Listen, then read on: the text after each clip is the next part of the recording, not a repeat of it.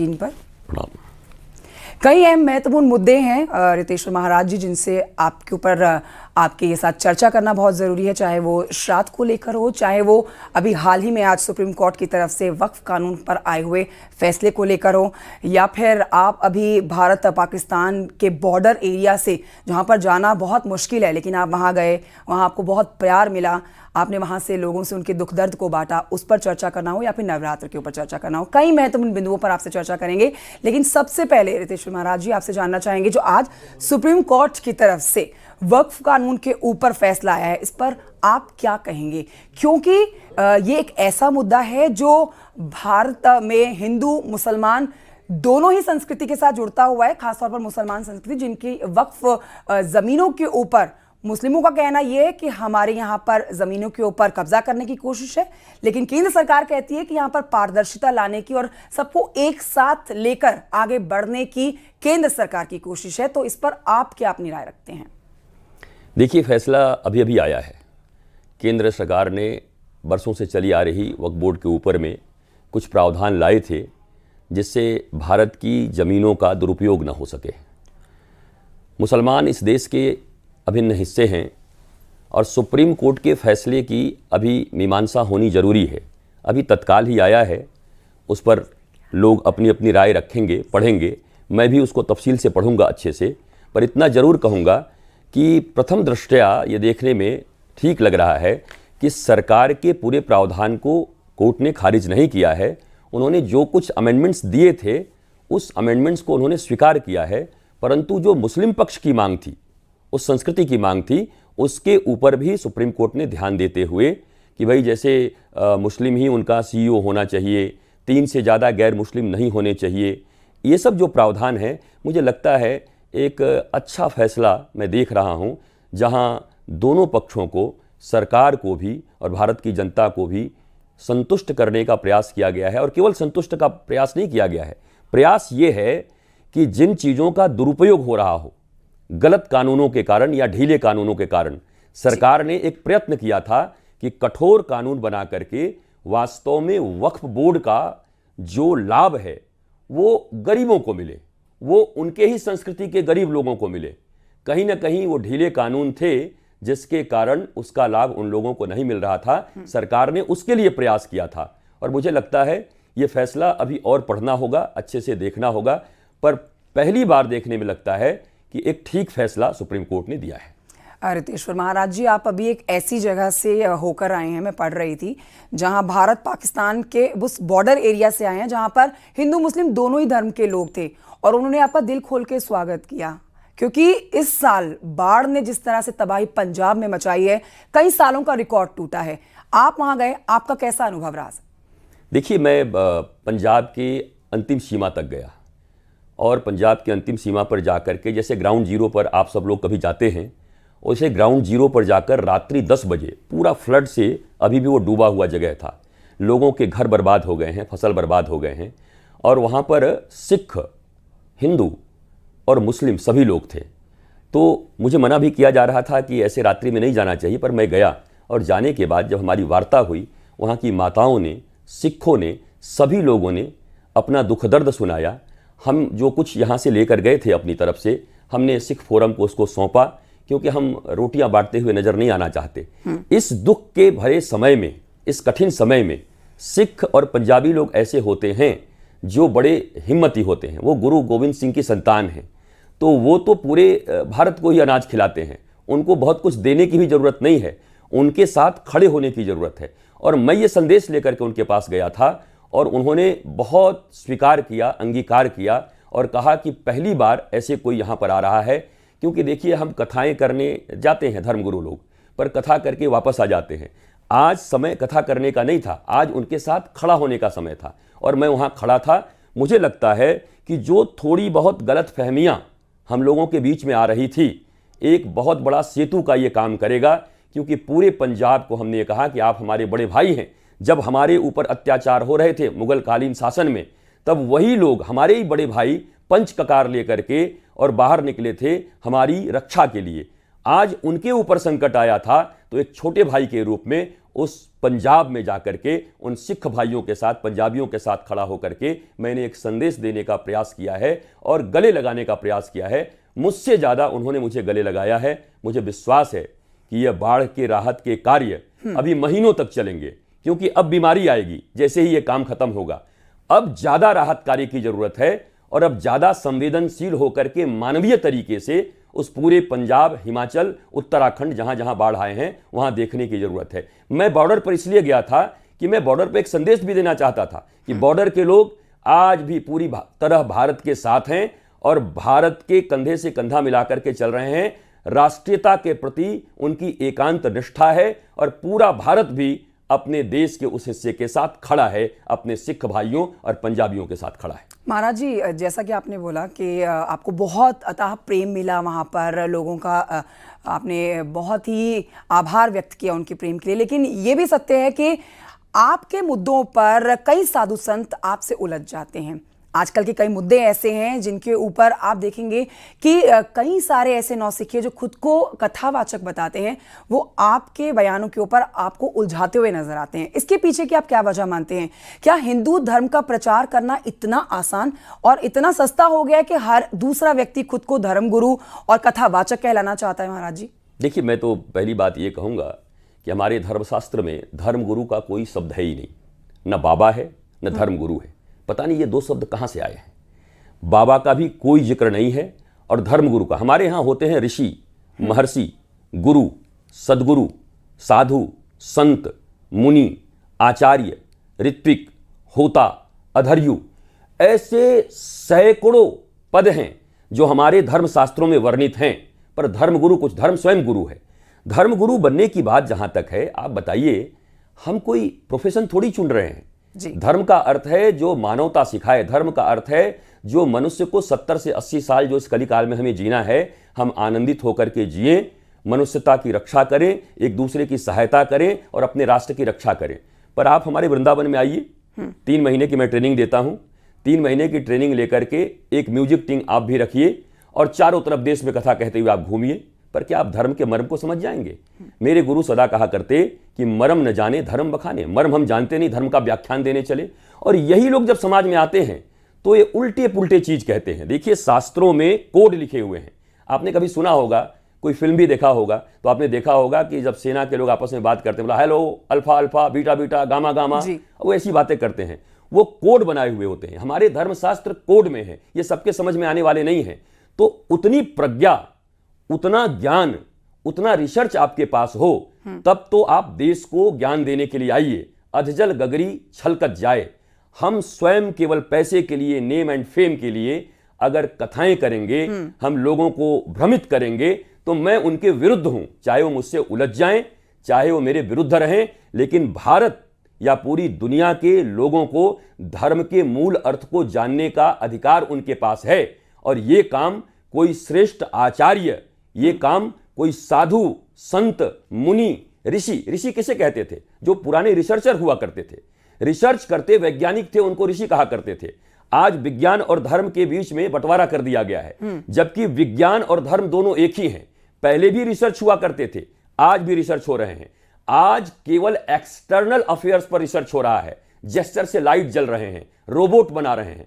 पर पहले जो रिसर्च हुआ करते थे वो मानव के मन को कैसे आनंदित रखेंगे, मन की निर्मलता को कैसे रखेंगे। आपके पास दुनिया का सब चीज हो पर आपका मन शांत न हो तो क्या आप उपभोग कर पाएंगे? नहीं। तो यही हमारे संत करते थे। वो वैज्ञानिक थे, वो रिसर्चर थे, वो इटर्नल टेक्नोलॉजी को जानते थे। हम केवल एक्सटर्नल टेक्नोलॉजी को बढ़ाना चाहते हैं। मैं साइंस के विद्यार्थियों के लिए आने वाले समय में 1 तारीख से लेकर के 8 तारीख तक अयोध्या जी में, जहां 1 लाख छात्र और छात्राएं प्रतिदिन बदल के रहेंगे, धर्म, विज्ञान, सनातन, राष्ट्र और मानवता के ऊपर में 5 दिन का मेरा सेशन चलेगा। यह भारत ही नहीं, दुनिया की सबसे बड़ी स्टूडेंट के फोरम के ऊपर धर्म और विज्ञान के विषय में चर्चा होगी।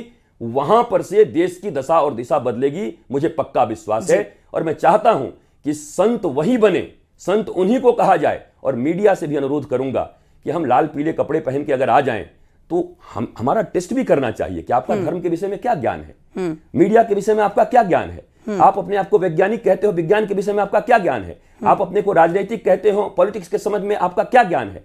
अगर ज्ञानहीन होकर के कपड़ों के द्वारा हमें संत बना करके राष्ट्र के सामने प्रस्तुत किया जाएगा और हम अपने विचार को रखेंगे और भारत की वो निरीह जनता जो कपड़ों पर केवल विश्वास करती है, उनकी बातों पर विश्वास करके पथभ्रमित हो जाएगी। देखिए, धर्म का काम भ्रम पैदा करना नहीं है, धर्म का काम भ्रम हटाना है। इसलिए मैं इस दिशा में प्रयत्नशील हूं। और पंजाब में भी आ जाकर के आप देखिए, जहां इतने विवाद हैं, वहां पंजाबी मुस्लिम भी थे, सारे लोग थे। उन्होंने कहा असली धर्म यह है जब हम एक दूसरे के दुख सुख में आकर के खड़े हों और धर्म की परिभाषा दें। तो संतों को भी चाहिए कि जो संत हैं, संत तो अच्छे हैं मैं कहूंगा, जो तथाकथित संत हैं, जिनको कुछ भी बोलना है जी, मीडिया का अटेंशन लेना है, वो तो कुछ भी करेंगे। लोगों का अटेंशन, हमारा अगर एकमात्र मोटो है मुझे धन कमाना है, नेम एंड फेम कमाना है, तो हम कुछ भी करेंगे, ये प्रोफेशन है हमारा। पर हमारा अगर ये काम है कि लोगों के हृदय में शांति हो, हमारा राष्ट्र एक हो, मानवीय संवेदनशीलता बढ़े, तो हमारे एक वचन बोलने के पहले हमें सैकड़ों बार धर्म ग्रंथों का अध्ययन और अपनी साधना के द्वारा गुरु प्रदत्त अनुभूति की जरूरत होती है। जी महाराज जी, अब एक ऐसे बिंदु पर आपसे आपकी राय जानना चाहती हूँ जो कि बहुत ही संवेदनशील है, वो है महिलाओं का। महिलाओं को लेकर अभी कुछ कथावाचकों ने इस तरह की टिप्पणी की या इस तरह के अपनी कथाओं में उनके ऊपर चर्चा की जो सुनने में अच्छी नहीं थी। मैं किसी भी कथावाचक या किसी भी धर्मगुरु का नाम नहीं लेना चाहूंगी, लेकिन कुछ ने कहा कि 4 औरतों से मिलने की आदत हो गई है महिलाओं को, आदमियों को 4 और आदमियों के साथ मिलके महिलाएं जो हैं 4 जगह पर मुंह मार के आती हैं। ये एक कथावाचक की तरफ से कही बात है। किसी ने कहा कि यहाँ पर महिलाएं जो हैं उनका बहुत बुरी तरह से एक धर्म विशेष की महिलाओं का शोषण हो रहा है, उनको एक यूज एंड थ्रो टॉय की तरह, खिलौने की तरह इस्तेमाल किया जाता है, वो सिर्फ बच्चे पैदा करने की मशीन है। तो ये बहुत ही संवेदनशील एक बिंदु है महिलाओं का चर्चा करने के लिए। इस पर आप क्या समझते हैं, आप क्या कहना चाहेंगे हमारे व्यूअर्स को कि महिला जिसे हिंदू धर्म में देवी का दर्जा दिया जाता है, उस मुद्दे पर बोलने से पहले कथावाचक क्यों नहीं सोचते हैं? क्योंकि आज सोशल मीडिया का जमाना है, एक स्टेटमेंट जो कि सोशल मीडिया पर जंगल की आग की तरह वायरल हो जाता है। देखिए, किसी भी विषय के ऊपर बात करने से पूर्व पहले हमें ये ज्ञात होना चाहिए कि वास्तव में धर्म क्या है और धर्म का प्रसार करने का अधिकार किनको है। धर्म ग्रंथ जिन लोगों ने पढ़ा है वो धर्म के विषय में बोले तो अच्छा लगता है जी। महिलाओं के ऊपर और पुरुष के ऊपर अगर आत्मिक दृष्टि से आप देखें तो लिंगात्मक भेद आत्मा में नहीं मानी गई है। हम सब मनुष्य हैं, लेकिन मानवीय दृष्टिकोण से चूंकि ये सृष्टि स्त्री और पुरुष के बीच बटा हुआ है और इसी से सृष्टि का निर्माण भी हो रहा है, योनि सृष्टि का, महिलाओं का सदा हमारे यहाँ पर सम्मान रहा है देवी की तरह। देवी माँ के रूप में महिलाओं का सम्मान किया गया है। हम कुछ भी जब बोलते हैं तो हमें बोलने के पूर्व विवेचना करना चाहिए कि इससे समाज के ऊपर क्या प्रभाव पड़ेगा। मैं इस बात का पक्षधर हूं। मैं आपसे सतयुग की बात करूंगा, मैं आपसे त्रेता की बात करूंगा, द्वापर की बात करूंगा और कलयुग की बात करूंगा।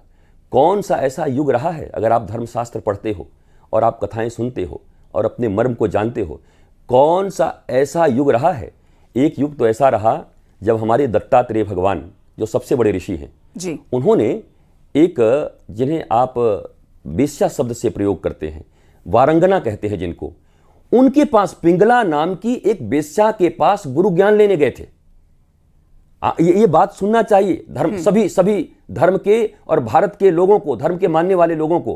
पिंगला नाम की वेश्या के पास हमारे सबसे बड़े आचार्य, सबसे बड़े ऋषि जिनका नाम दत्तात्रेय है, वो गए और वो वहां से कुछ सीख कर आए और बोले कि मैं इनको भी गुरु मानता हूं। कबूतर को गुरु बनाया, कुंवारी कन्या को गुरु बनाया, पिंगला नामक वेश्या को गुरु बनाया। हम जहां से कुछ सीख सकते हैं उनको हम गुरुत्व का दर्जा देते हैं कि ये मेरे गुरु हैं। दूसरी बात यह है, सत्य यही है कि हमें चरित्रवान होना चाहिए। हमें चरित्र की रक्षा करने से हम आनंदित रहेंगे। अगर चरित्र हमारा ठीक नहीं होता है तो उसका खामियाजा हमें ही भुगतना पड़ता है। अगर इस वे में धर्मगुरु जिनको आप कहती हैं अगर वो बोल रहे हैं, लेकिन वो उतने कठिन और कठोर तल्ख मिजाज से इस बात को न बोल करके हम इस तरीके से बोल सकते हैं कि हमें अपने चरित्र का निर्माण करना है। हमें अपने चरित्र को बचाते हुए एक ऐसे परिवार का निर्माण करना है जहां हम सुखी रह सकें, आनंदित रह सकें और एक अच्छे राष्ट्र और एक अच्छी दुनिया का निर्माण कर सकें। विवाद के लिए धर्म नहीं बना है, संवाद के लिए बना है। यहां संवाद स्थापित करने चाहिए। जहां तक बात रही मीडिया की, संतों की, तथाकथित संतों की, मैं आपके सामने लाइव हूं। अगर अभी एक ऐसी बात बोल दूं, मैं अगर डिसाइड करके आया हूं कि आज मुझे फेमस होना है, तो मैं एक ऐसा बात बोल जाऊंगा कि जिससे सारी मीडिया और सारे यूट्यूबर सब मेरे पीछे पड़ जाएंगे। मैं तो रातों रात 25-50 मिलियन फॉलोअर्स का मालिक बन जाऊंगा। पर क्या मैं राष्ट्र के साथ, धर्म के साथ और समाज के साथ न्याय कर पाऊंगा? नहीं कर पाऊंगा। मैं अपने निजी फायदे के लिए, निजी लाभ के लिए, फॉलोअर्स के लिए मैं ऐसी बातें नहीं कर सकता। हमारे पास 10 ही सुनने वाले हों, पर मैं सत्य बोलूं, मैं सहजता से ऐसी बातों को बोलूं जिसे स्वीकार किया जाए। जो महाराज जी, जो आज ट्रेंड चल रहा है, अगर हम देखें धर्मगुरुओं का, प्रचारकों का, हिंदू धर्म के प्रचारक जितने भी हैं, वो दिखने से ऐसा ही लगता है जैसे कि सोशल मीडिया पर फॉलोअर्स पाने के लिए, लाइक्स पाने के लिए या वायरल होने के लिए बातें कह रहे हैं। अब मैं आपसे एक प्रश्न पूछता हूं। इस दुनिया में सभी लोग कैरियर और प्रोफेशन से जूझ रहे हैं। भारत में भी जूझ रहे हैं। बेरोजगारी भी थोड़ी बढ़ जाती है कभी कभी। सभी लोग परेशान हैं अपने करियर को बनाने के लिए। संत किसको कहते हैं? जो तमाम एंजाइटीज से आपको मुक्त करता है, जो तमाम दुखों और सुखों से आपको मुक्त करता है। अगर संत भी फॉलोअर्स की होड़ में पड़ गए हैं, तो आम जनता में और संत में क्या अंतर है? मैं यही प्रश्न पूछूंगा। अगर हम भी 10-20 लाख मिलियन के चक्कर में एक दूसरे के प्रति भाव ऐसा रख रहे हैं कि मेरा कैसे ज्यादा हो जाए, तो मैं जिनको समझाने जा रहा हूं उनके भीतर में कैसे शांति स्थापित करूंगा? चाह गई चिंता गई मनवा भई बेपरवाह, और जिनको कछु नहीं चाहिए वही साहन के साह। संत तो उनको कहा जाता है जिनको अपने निजी लाभ की कोई चिंता नहीं होती है। वो लोकहित, समाज हित, राष्ट्रहित और धर्महित के लिए काम करते हैं। तो मैं आपकी बात में महाराज जी माफ करिएगा, मैं आपको रोक रही हूँ। इसी में एक चीज और जोड़ना चाहूंगी। क्या यही वजह है कि आज राजनेता जो है वो सीधे निशाना साध देते हैं धर्म गुरुओं पर? अखिलेश यादव ने तो अभी ये भी कह दिया कि अंडर द टेबल पैसे लिए जाते हैं। ये उन्होंने जिनके ऊपर टिप्पणी दी, मैं उनका नाम नहीं लूंगी, वो भी काफी प्रसिद्ध हैं। लेकिन क्या यही वजह है कि आज अपने आप को पॉपुलर करने के लिए, सोशल मीडिया पर वायरल करने के लिए जो बातें कही जाती हैं धर्मगुरुओं की तरफ से, इसलिए राजनेता भी उनको निशाने पर ले लेते हैं? देखिए, हमारे यहाँ एक विद्या को हम माँ मानते हैं, सरस्वती माँ हम पूजा करते हैं। क्या कोई अपनी माँ को बेचेगा? मेरा एक प्रश्न है भारत से। हम अपनी माँ को बेचते नहीं। सरस्वती हमारी माँ है। मेरा भी ऐसा मानना है कि धर्म क्षेत्र को पैसे, नेम और फेम से नहीं जोड़ना चाहिए। धर्म क्षेत्र में वो ऋषि आते जिनको न अपने कपड़ों का ध्यान रहता, न उनके खाने का ध्यान रहता। चूंकि आज युगानुकूल ये मीडिया है, युग बदल गया है, 21वीं शताब्दी में है, हमें भी अपनी बात कहने के लिए मीडिया की जरूरत पड़ रही है। हम आपके साथ बैठे हुए हैं, पर हम वो बात कहें ना जिससे हमारे भीतर संवेदनशीलता बढ़े। अब अगर आप में खोट होगा तो कोई भी आपके ऊपर आरोप लगा देगा, और अगर आप में खोट नहीं होगा तो किसी के आरोप का आपके ऊपर प्रभाव नहीं पड़ना चाहिए। मैं चोर हूं और मुझे किसी ने चोर कहा तो दुख मानने का क्या विषय है, क्योंकि मैं चोर हूं। मैं चोर नहीं हूं और मुझे किसी ने चोर कहा तो मैं फिर क्यों दुख मनाऊं, क्योंकि मैं चोर नहीं हूं। तो वैसे ही जिनके विषय में जिन्होंने कहा, ये उन दोनों का विषय है, वो समझें कि उन्होंने क्या कहा और वो ऐसे हैं कि नहीं है। लेकिन मेरा ऐसा मानना है कि अंडर टेबल की बात तो इस देश में सबसे पहले मैंने शुरू किया। मैंने कहा मेरे 52 साल उम्र हो गए, मैं भी राष्ट्र को संबोधित करता हूं। कोई भी खड़ा होकर के राष्ट्र में कहे कि मैंने रितेश्वर जी को इतना पैसा दे करके आज तक, चाहे अंडर टेबल, चाहे अपर टेबल, चाहे गौशाला के नाम पर, चाहे मेरे आश्रम के नाम पर दे करके मुझसे कोई कथा करवा लिया हो, मैंने ऐसा नहीं किया। क्योंकि यही आपकी प्रामाणिकता है, यही आपकी ईमानदारी है और यही आपका धर्म गुरुत्व है। बहुत महत्वपूर्ण बात आप कह रहे हैं, बहुत महत्वपूर्ण ज्ञान आप दे रहे हैं उन नौसिखे प्रचारकों को, कथावाचकों को, जिनको ये बात समझनी जरूरी है कि हिंदू धर्म का, अपने धर्म का, अपनी संस्कृति का आखिर प्रचार कैसे करना है। तो आप हमारे साथ हिंदू प्रचारक, सनातन धर्म प्रचारक, लेखक रितेश्वर महाराज जी स्टूडियो में मौजूद थे। आपका बहुत हम कभी आएंगे तो धर्म और संस्कृति को भी अलग अलग करेंगे कि धर्म क्या है और संस्कृति क्या है, ये महत्वपूर्ण प्रश्न है। अगली चर्चा में जरूर इसे शामिल करेंगे। फिलहाल बहुत शुक्रिया आपका महाराज जी हमारे साथ चर्चा में शामिल होने